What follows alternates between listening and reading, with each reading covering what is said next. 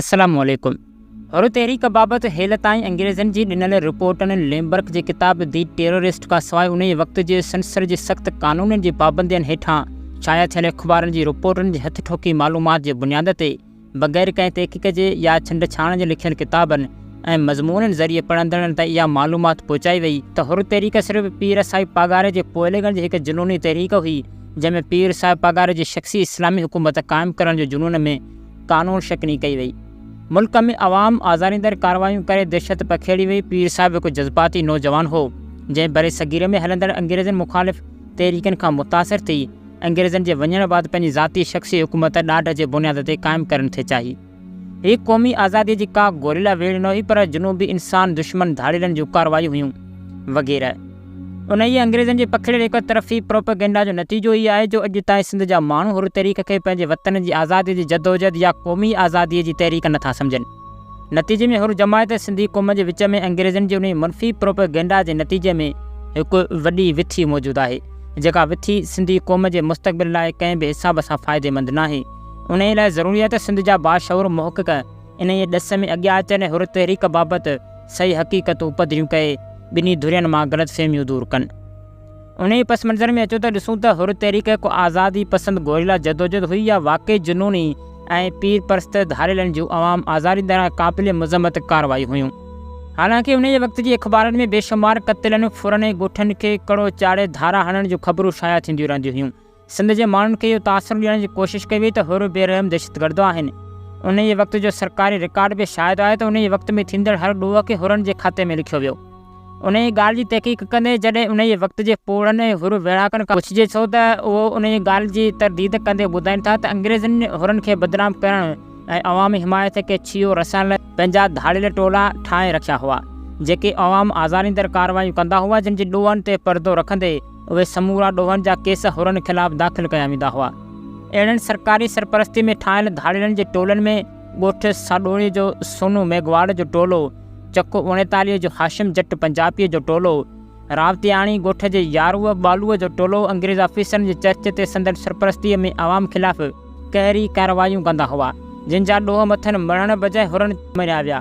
नतीजे में धाड़ियल सोनू मेघवाड़ जो टोलो हुरनि मारे ख़तमु कयो, जॾहिं त मज़कूर ॿिया टोला हुरनि जे इलाइक़े मां ॿाहिरि निकिरी भॼी विया। उन खां अलावा अंग्रेज़ ऑफिसरनि जेल में क़ैद ॾोहारनि खे हथियार ॾेई बि कार्रवायूं कराईंदा हुआ, जेके ॾोह पिणु हुरनि ते मरिया वेंदा हुआ। नतीजे में सिंध जे माण्हुनि खे इहो तासुर ॾिनो वियो त हुर वेशी धाड़ियल आहिनि। ॿिए तरफ़ पूरे हुर जदोजहद जी तारीख़ में अहिड़ा वाक़िया घटि था मिलनि जंहिंमें हुर वेढ़ाकनि कंहिं आम ग़रीब माण्हूअ सां का ज़्यादती कई हुजे या को लुॾिया लुट जो वाक़ियो कयो हुजे। हुरनि कंहिं बि आम राहगीर मुसाफ़िर खे न मारियो, न ई माल मिल्कियत फुरण जा वाक़िया कया। उन ॻाल्हि जो सबूत इहो आहे त 17 मई निशानूं अंग्रेज़ साम्राजी फ़ौजूं, सरकारी कारिंदा, उन्हनि जा साथारी वॾेरा, सरकार जा मुख़बिर ऐं कामोरनि जूं दावतूं, पर अहिड़ी सख़्त ऑपरेशन दौरान बि हुर वेढ़ाकनि जो घटि जानी नुक़सानु थियो। हिननि जूं पनाहगाहूं सलामत रहियूं ऐं हू जंग में मसरूफ़ रहिया। समय माण्हुनि सज़ाऊं, तशदुद ऐं शहादतूं त क़बूल कयूं, पर कंहिं हुर वेढ़ाक जी निशानदी न कई। हा, बाक़ी कुझु वाक़िया सूर्य बादशाह जी शहादत बैदि हुरनि जे कुझु माण्हुनि ज़ाती इंतकाम तौर बि कया। ईअं बि नथो चई सघिजे त हुरनि हथां बेक़सूर माण्हू क़तल न थिया। कुझु अहिड़नि वाक़ियनि जूं शादियूं मिलनि थियूं, पर उहे वाक़िया या क़त्ल हुर जमात जी गॾियल फ़ैसिले तौरु तस्लीम नथा करे सघिजनि। उन्हनि वाक़ियनि खे किन कुझु हुरनि जे छुरवागी, ग़लतफ़हमी या ज़ाती इंतकाम तौरु शुमार करे सघिजे थो, छाकाणि त शहीद सूर्य बादशाह जी शहादत बैदि क़यादत जी खोट सबबि कुझु हुरनि में छुरवागी बि पैदा थी हुई। हुर जदोजहद जे वाक़ियनि खे पढ़ण सां मालूम थिए थो त हिन जदोजहद में वेढ़ाक गोरिलनि जी मदद जे सिलसिले में पोड़नि, ॿारनि ऐं औरतनि बि पंहिंजो किरदारु अदा कयो। हुर जदोजहद जे वाक़ियनि में असांखे सिंधी औरतुनि जे बेमिसाल क़ुर्बानीनि जा बि ऐनियाण मिलनि था। उन्हनि अज़ीम औरतुनि में माई चीज़ संजराणी, माई हाजाणी, धनियाणी, निज़ामाणी, माई बसरा ख़ासकेली, माई ज़ोरा, माई अकला, माई फरीदा, माई फातिमा उर्फ़ फापी, माई भान, माई हुंदल, माई भागी हिंगोरो, माई बख्तावर वसाण, माई वालान, माई जन्नत निज़ामाणी शहीद, माई धाणू निज़ामाणी, माई धेॼियाणी वसाण, माई सोढी, माई कायमा, माई मखण वसाण, माई ज़ुलेखा महर, माई मुर्खा, माई मरियम संजणाणी ऐं ॿियूं बि केतिरियूं शामिल आहिनि। उन्हनि अज़ीम औरतुनि हुर गोरिलनि खे रसद पहुचाइण, जासूसी करणु, इलाज लाइ दवाऊं पहुचाइणु, हथियार पहुचाइणु, ज़ख़्मियुनि जो इलाज करण खां सवाइ किन मोरकनि में मिली हथियार बंदि वेड़ में बि हिसो वरितो।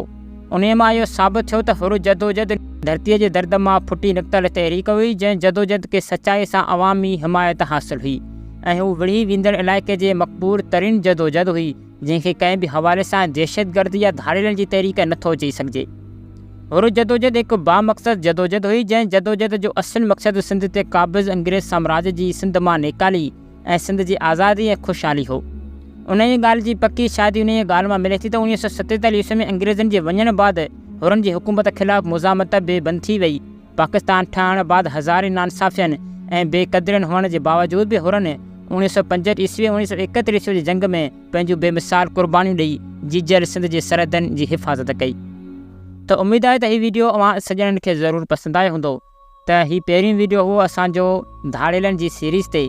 त इनशाअल्लाह अॻिते हली काफ़ी वीडियोज़ अव्हांखे मिलंदा धाड़ेलनि जी तारीख़ ते। त वीडियो अव्हांखे ज़रूरु पसंदि आयो हूंदो त वीडियो खे लाइक कयो ऐं असांजे हिन यूट्यूब चैनल खे ज़रूरु सब्सक्राइब कयो। त मिलंदासीं अहिड़ी दिलचस्प हिस्ट्रिकल वीडियो में। तेसिताईं असांखे इजाज़त। अल्लाह हाफ़िज़।